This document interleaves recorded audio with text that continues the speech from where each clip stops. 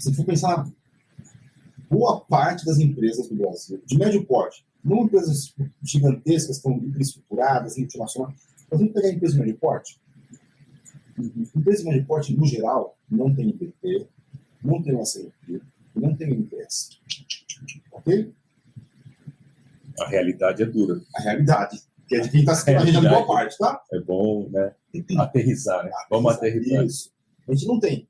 Embora a gente saiba, que a gente já vivenciou em muitos projetos, em empresas que trabalham, que tem isso aí, que fica muito mais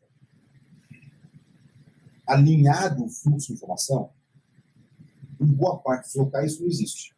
Não. Certo? Acho que a gente pode começar falando, na minha opinião, isso é o input do PCP. Tá? Quando nós não temos esse input, tá? Qual que é o impacto disso para o PCP? Tá? Tipo, como que a gente pode pensar que boa parte não tem? Sim, eu acho que nos cenários que eu já vi onde não existe um processo SNOP, um processo tático estratégico, a principal dor é o PCP se torna os bombeiros da indústria. Então, para tudo eles têm que apagar o fogo do pedido que entrou de última hora e reajusta o plano toda hora. Então, algo que poderia ser executado semanalmente, com tranquilidade, se transforma em sua semana, se transforma em dia. Você tem que fazer o dia que você deveria trabalhar em uma semana. Então, assim, eu acho que sem dúvida esse é o principal impacto na vida de quem está trabalhando. Na vida da empresa, para mim, sem dúvida, é o mau posicionamento do inventário. O inventário vai ficar totalmente inviável de gerir. Principalmente em indústrias que dependem de um fornecedor externo, como China, que tem prazo de entrega, que tem um lead time mais alto. E aí você vai precisar ter vai ter uma ruptura maior de inventário. Isso. Sempre complementando. Só para resgatar assim, né? Por que a gente planeja? A gente planeja para evitar imprevistos, né? Para atenuar riscos, evitar imprevistos e eventualmente trabalhar na exceção. Bom, é por isso que faz IBP ou SNOP, depois desdobra por um plano mestre, porque o plano mestre ele tem um horizonte muito maior, né? Onde você percebe, consegue enxergar com a empresa, depende da empresa, 6 meses, 12 meses, cada um define como quiser, como achar que tem a ver com o contexto. O planejamento e controle de produção o sequenciamento, ele vai dar a cadência mais próxima no curto prazo. Poxa, se eu não tenho plano mestre, se eu não tenho SNOP, se eu não fiz nada disso, se o PCP vai simplesmente pegar a demanda e levar para a fábrica, ou analogamente falando, sem fazer um processo de digestão adequado, sem adotar um remédio que vai atenuar as surpresas e aquilo que não está previsto, o que vai acontecer? Caos. Né? Vai ser o que o Marcos falou. Né? Se der uma roupa vermelha, a gente vai entender que o profissional de PCP é um bombeiro. Por quê? Ele vai estar sempre tentando corrigir uma rota, porque ele não planejou a rota adequadamente. Né? Imagino que nenhum avião parte de nenhum aeroporto, nem que seja para sair de Congonhas para Santos Dumont, sem um plano de voo, porque provavelmente ele vai enfrentar imprevistos e vai ter problemas. É por isso que se planeja, é por isso que não dá para trabalhar, não é adequado trabalhar dessa forma. Mas qual que é a realidade? A realidade é que o Fernando falou. Se a gente é antagônico, né, paradoxal, né? A gente sabe de tudo isso, mas boa parte das empresas, independente, às vezes nem tem muito a ver com o seu tamanho. Existem empresas de grande porte que também não tem processo adequado, né? Ainda. Podem até já ter identificado que é necessário, que está trabalhando nesse sentido, mas não chegou lá ainda. Assim como tem empresas que estão trabalhando na excelência, né? Eu conheço empresas que trabalham na excelência. Mas nitidamente, se não tiver isso, o que vai acontecer no dia a dia? Você vai ver o teu profissional, você aí que quer entrar na área, que quer ser um analista de PCP, quer trabalhar nessa atividade, você vai andar bastante, né? Você vai caminhar muito no chão de fábrica para contornar situações específicas para poder o quê? Porque do outro lado, tem um cliente que não tem nada a ver com essa história. E a pressão do comercial, né? Não tem nada a ver com essa história. Tem a pressão comercial, tem o cliente, tem a surpresa, né? E como o Marcos disse, quando você olha no final disso tudo, você tem aquilo tudo que o Lean Manufacturing tenta evitar. Você tem excessos, você tem desperdícios, excessos de inventário, aí você tem aquilo que não precisa e não tem aquilo que você precisa. Então, vamos lá, vou parafrasear vocês aqui algumas coisas, tá? Que é muito interessante. Eu vejo muito, eu fiz alguns projetos já em empresas grandes, tá? Eu falo grande, faturamento acima de 1 bi por ano, que não tinha SNOP. E aí os projetos que eu entrei, não foi para colocar... Tinha plano mestre? Não tinha, é isso que eu quero dizer, não tinha. Os projetos que eu entrei, o que foi? Eu estou com excesso de estoque. Está impactando o meu contábil, meu fluxo de caixa. Caraca. Entendeu? Uhum. Por quê? Então vamos lá. O que eu enxergo, tá? Como ele não tem IPP e SNOP, ele não tem visibilidade do que vai acontecer para frente. Certo? Não tem alinhamento entre operações e o comercial. Cai para o PCP fazer previsão de demanda. Então o PCP que ele faz lá? Ele pega o Excel, certo? Os últimos 6 meses, faz uma curva lá, não tem ferramentas, certo? Você não está falando quadrática, exponencial. Cara, ele faz uma média móvel, certo? Simples, sem pensar muitas vezes em season, em tendências e tudo mais, tá? Não é sequer uma mediana, né? Não, entendeu o que dizer? Simplão. E ele já entendeu que aquilo lá não é assertivo. Certo? Por quê? Porque quando dá erro, ele dá cobertura de estoque, ele dá uma pressão comercial. Certo? Então o que ele faz? Mete estoque de segurança. O estoque de segurança dele é para mitigar as incertezas que ele tem no processo. Entendeu? Uhum. Daí, não foi uma vez, foi algumas vezes já isso. Quando a gente por quê? Porque a empresa está com muito estoque, está sobreestocada. Está com estoque de 4, 5, 6 meses. Entendeu? Uhum. E ele fala, tá bom. Mas o problema não está em arrumar o algoritmo do estoque de segurança. Entendeu? Por quê? Porque vai ter que arrumar todo o processo interior. Então, o que eu vejo muito é, o PCP em muitas empresas faz a previsão de demanda, que não é poder. Se eu pensar, seria tudo em cima, mas no PI é o papel, é a previsão de demanda. Mas alinhado com o comercial. Não tem MPS. Então, ele vai fazer o quê? Ele quer mitigar problemas para ele. Então, vai ter, em geral, um estoque de segurança muito mais robusto, gordo, tá? E vai sobrecarregar o contábil por mobilizado no fluxo de caixa. É isso não. Ok? Legal.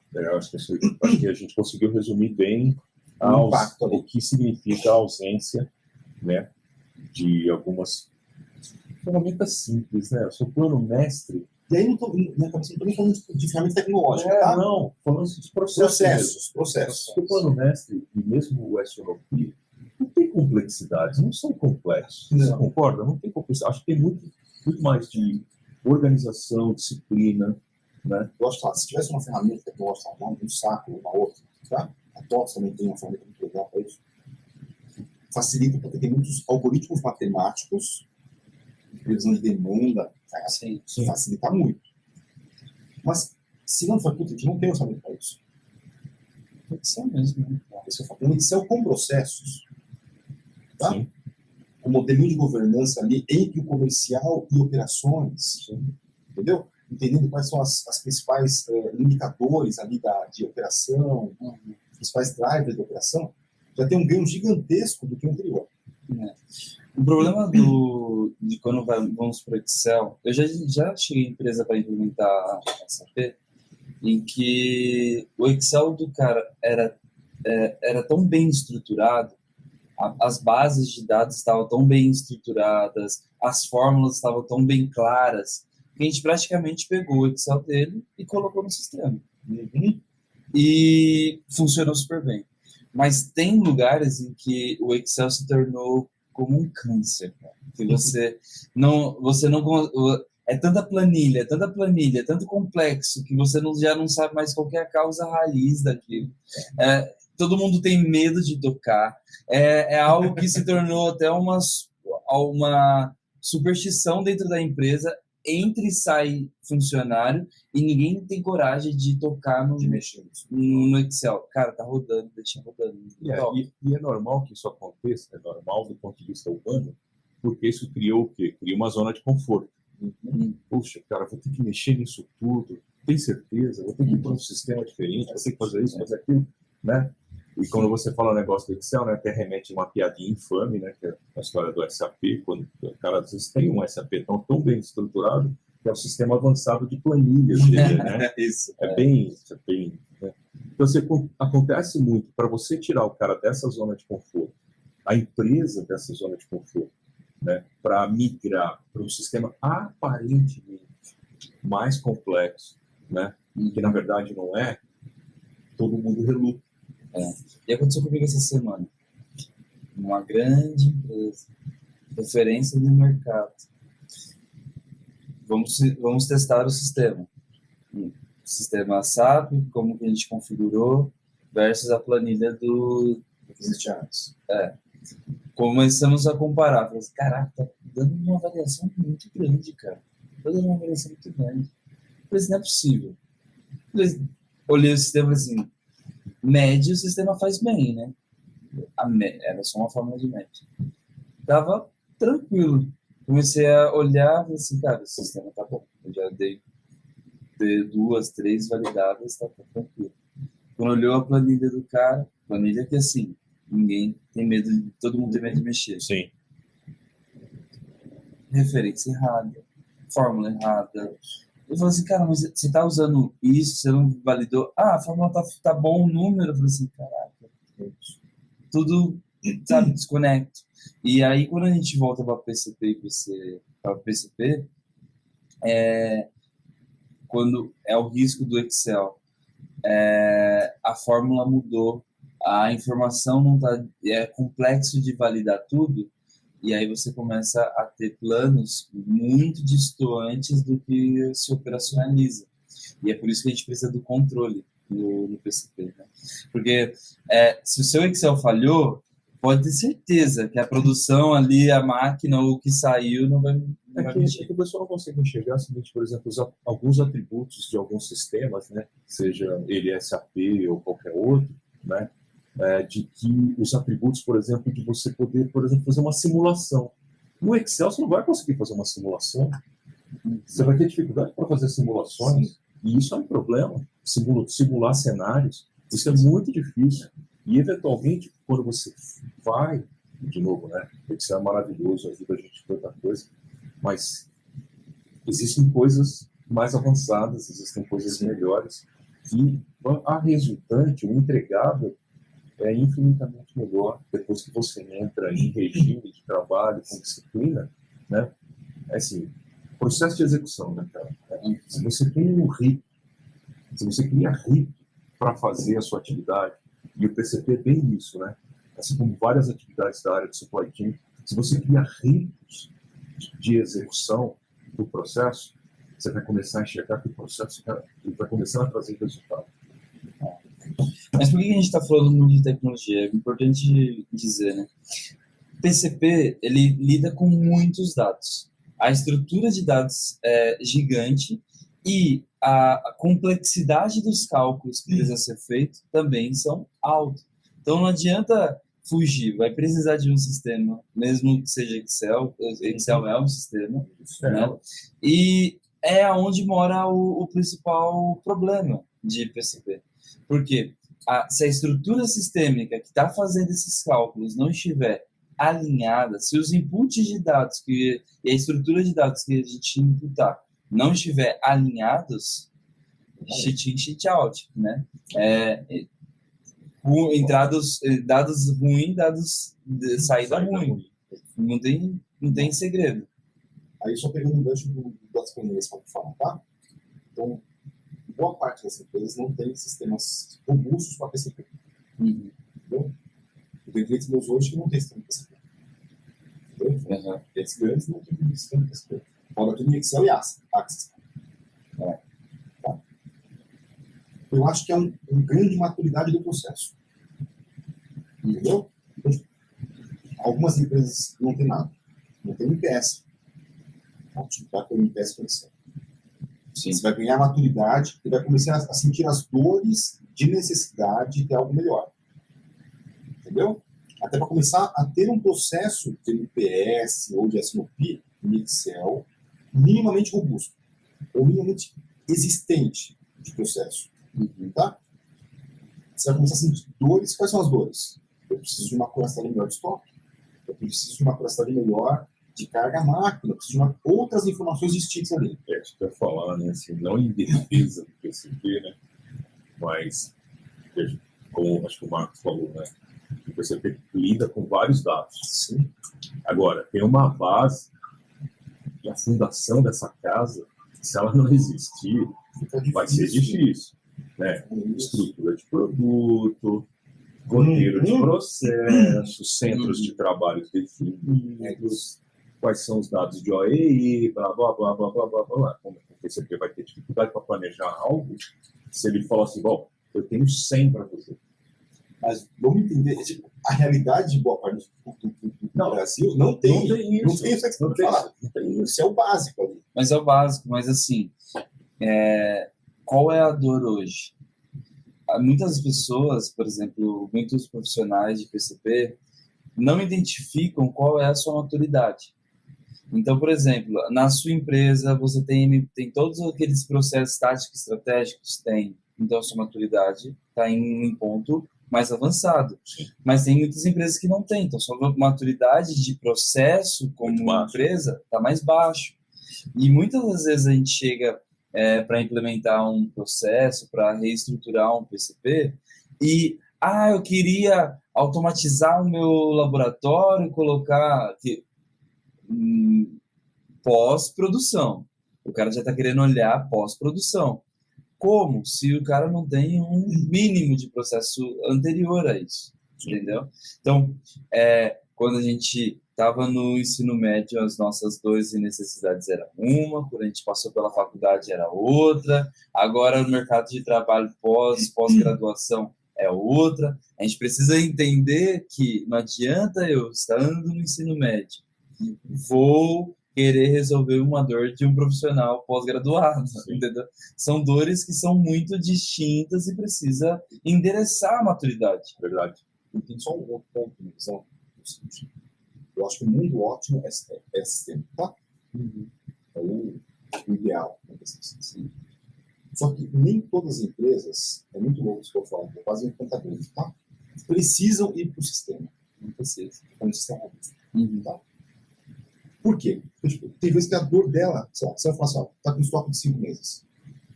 Para o acionista, isso não é uma dor. Entendeu o que dizer? Isso não é um problema. Ninguém está brigando lá porque está com estoque mobilizado. Entendeu? Tipo, por que ele vai gastar, sei lá, uma bala para implementar um sistema? Eu acho que são cenários. São cenários, eu tenho que entender caso a caso, entendeu? Sim. Então, de novo, na maturidade e no contexto, dores, realidade de cada empresa. De cada... A única coisa que eu penso assim, ó, tem vários benefícios, vários valores quando você tenta implementar um sistema. Eu não estou falando dos mais robustos, pode ser os bem menores, os simples, os mais simples e tal. Porque o sistema em si, ele implica, ele vai te dizer, lá vai ter um campo lá para você preencher alguma coisa, eu posso, mas ele está pedindo isso. Eu preciso ter isso. Por que ele está pedindo isso? Então, você vai começar a fazer reflexões, puxa, ele está provocando um pensamento. E pode ser que os 6 meses parado o inventário para o determinado empresário, ele pode não estar sentindo, mas no momento de vacas gordas, né? Mas assim, é como um doce que você nunca experimentou. Pô, fala do doce e tal, aí você experimenta. Se você for lá implementar o sistema e aquele sistema, levar ele a ter 2 meses. 2 meses, e ele perceber que o fluxo que o caixa dele fez assim, ele tem dinheiro disponível para fazer investimentos em outras sessões. Opa, esse doce é bom, cara. Mas sabe o que acontece? Normalmente, vamos implementar um sistema. Qual é a principal visão que eu tenho quando vamos implementar o sistema? Não é o processo do projeto. É o pós-implementação. Como que ele vai lidar dia a dia com esse sistema? E, normalmente, onde a gente tem um sucesso de implementação, é onde o processo já está claro para todos. O processo... E você escolheu o sistema não porque ele é o mais vendido do mercado, você escolheu o sistema porque ele é o mais aderente para o seu processo. E aí eu acho que a gente está falando de dor, né? E a gente está falando de implementar coisas, dor, conceituamos o PCP, dor, ferramentas de trabalho que vai ser uma característica que os profissionais hoje precisam ter, é o seguinte, a gente fala de ambidestria. O que acontece? Né? E a gente tem que se policiar nesse sentido. A gente pode chegar num momento que a gente idolatra tanto o processo que a gente esquece o resultado. Isso é um risco gigantesco. Concordo com você. E a gente, às vezes, idolatra tanto o resultado que esquece do processo e a conta vai vir lá na frente. Então, em nome de um resultado agora de curtíssimo prazo, eu, faço loucuras. O que são loucuras no processo? Hora extra, né? Trabalho que viro, né? Trabalhando para fazer aquele número.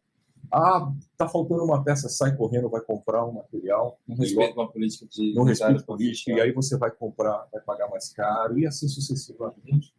Então, profissionais aí, você aí que está nos ouvindo, né? Em qualquer área da atividade profissional que você pensa nisso. Que não adianta você só bater bem na bola com a perna direita. Se você não bater bem na bola com a perna esquerda, você vai ter problema. Se você tem um goleiro que no pênalti ele só cai para o lado direito, né, com tanta ferramenta de observação hoje, o que vai acontecer? Todo mundo vai bater no canto esquerdo e esse cara não vai pegar um pênalti. Entendeu? Então, assim, a ambidestria na atividade profissional que a gente exerce, ela é fundamental. Olha, enquanto eu melhoro o processo, eu tenho que entregar o resultado. Não tem ilusão, né? Ninguém vai esperar você implementar todo um processo estratégico, tático e operacional, no caso do PCP, e o resultado não acontecer. Não é assim que funciona. Posso dar um exemplo para ilustrar isso aí que você falou? Eu acho interessante, tá? Teve uma época no passado, eu fiz um projeto, a gente pegou e a gente meio que assumiu a diretoria de supply e operações. Sim. Por um tempo, essas coisas fazem um período. Isso, por um período. Tá? Acho muito legal. A gente assumiu e tinha uma meta dos acionistas que tinha que crescer X% lá num período para... Tinha um ramp-up de crescimento. Sim.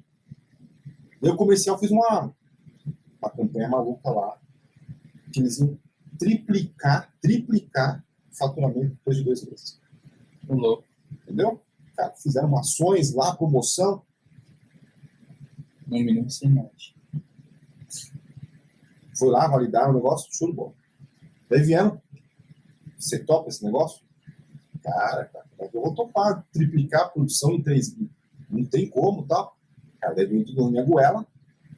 Vamos fazer. Era um turno, virei 3 turnos. Aí não tinha mão de obra qualificada, não tinha processos, você não tinha coordenadores, entendeu? Então, tipo, operação, você perdeu todo o processo que você tem que falar. Tinha 3 turnos com pessoa, não tinha processo para 3 turnos. Entendeu? Vocês não estavam nem estabilizados para 1 turno, entendeu? Eu meti 3. Matéria-prima, meu fornecedor não estava capacitado para entregar esse volume. Cara, compra aí de outro fornecedor, não dá tempo para fazer todo o processo de validação. Cara, manda matéria-prima, cara. Preciso de matéria-prima. Entregamos. Mas o custo disso daí foi absurdo. Entendeu? O custo da não qualidade de refúgio foi gigante.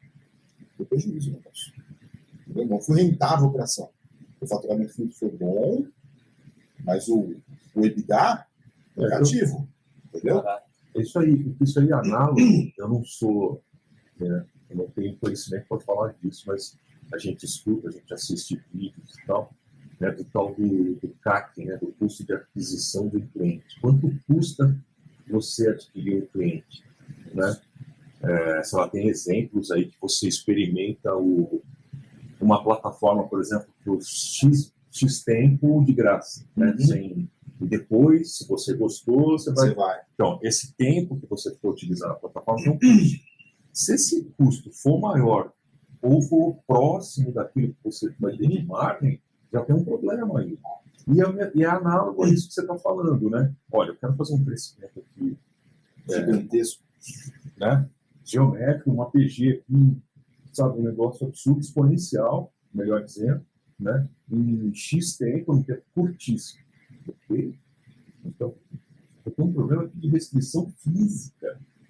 Sequer eu tenho espaço. Logística, não como interessante. Logística para entregar isso aí tudo depois. Então, como é que você faz? A gente não tinha doca, cara. Então, você vai aumentar a movimentação, as movimentações vão aumentar, né? Os riscos vão aumentar, uma série de coisas. Então, assim, ok, eu acho que é desafiador, é bom, mas vamos...